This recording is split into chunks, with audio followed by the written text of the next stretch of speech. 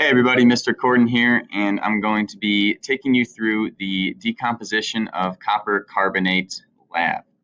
So we're going to take solid CuCO3, which is this green powder, and we're going to break it down with a Bunsen burner into two products of CuO, which is a solid called copper oxide, and CO2, which is a gas called carbon dioxide. And so based on the amount of copper carbonate we react, the CuCO3, we're going to predict the mass of CuO, that solid copper oxide.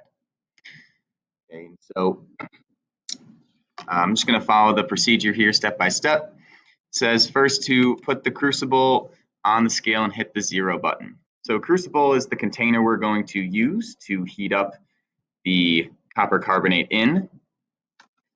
And so let's see if we can get this.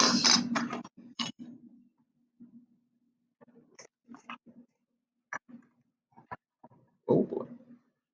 And so one thing it says to do is to hit the 0 button.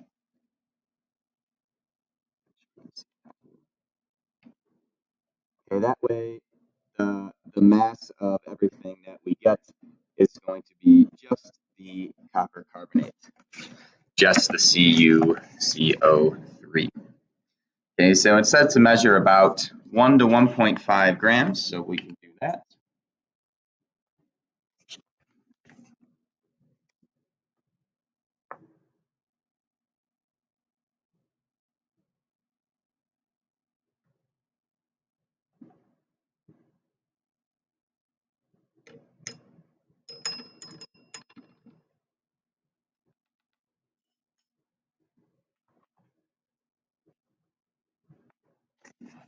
All right, and so let's see if we can get that without a glare. There we go. So it's saying we got 1.59 grams of copper carbonate, CuCO3. So I'm going to go ahead and put that in 1.59 grams. All right, next we're going to react that. Again, a Bunsen burner is going to help us break this down into its two products.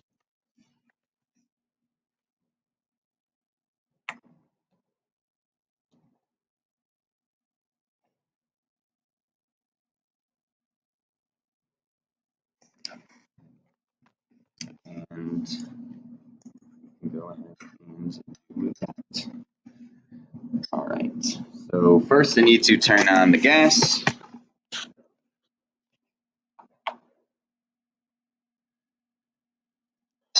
And then I'm going to use a sparker to start the flame.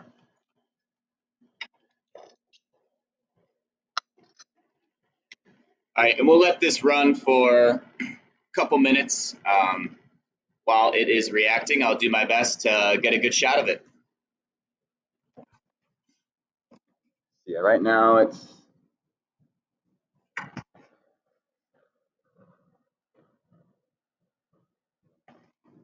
hasn't reacted yet, but it is. Oh, now we go. Now we're starting to get a little bit of a reaction. Let's see if we can get the angle here.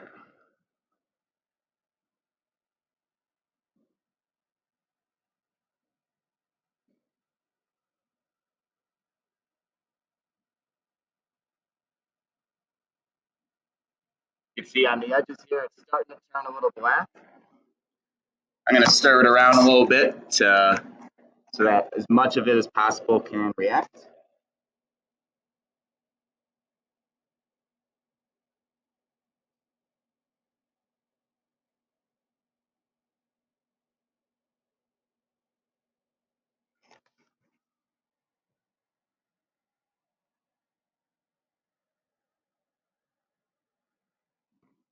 All right.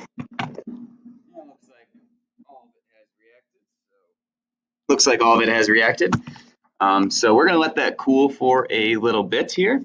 And in the meantime, I want you guys to pause the video and predict how many grams of copper oxide, CuO, that black powder that we're seeing be produced.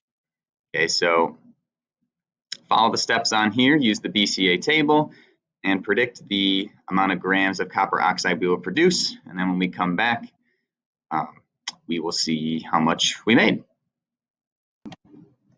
All right, hopefully you have calculated the theoretical grams of copper oxide produced. And so again, a reminder that theoretical is our calculation. So we are predicting how much of the copper oxide, the CuO, that we will produce. And so when we're talking about percent yield, this is what we calculate, and actual yield is what do we actually get in the experiment. All right, so we're about to find out the actual yield right now. All right, so I'll let this cool off for about 5 minutes or so. So I'm just going to go ahead and take this very carefully onto the scale.